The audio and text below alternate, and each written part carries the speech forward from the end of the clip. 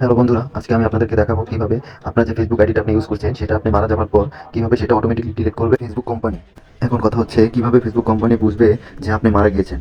আসলে তাদের যে ইন্টেলিজেন্স আছে তাদের অনেক পারদর্শী।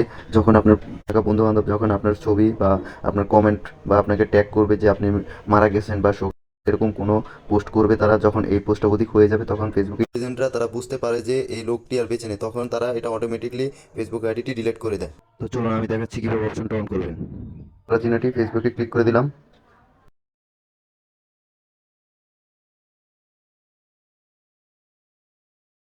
ফেসবুকটা অন হয়ে গেল। দেখেন, ফেসবুক অন করার পর ডান পাশে আপনার যে প্রোফাইল পিকচারে যে তিনটা ডট অপশন সেটা ক্লিক করে দিবেন।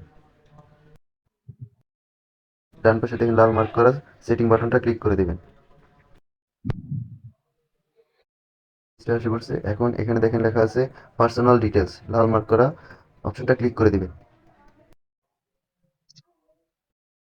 পেজটা চলে আসলো। এখন কল করে লেখা আছে পার্সোনাল ডিটেলস।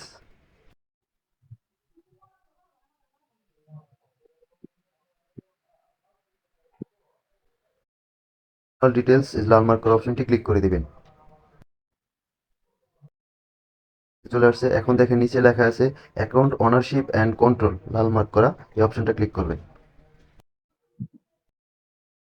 চলে আসছে। দেখেন এই যে প্রথম অপশনটা লাল মার্ক করা অপশনটা ক্লিক করে দিবেন।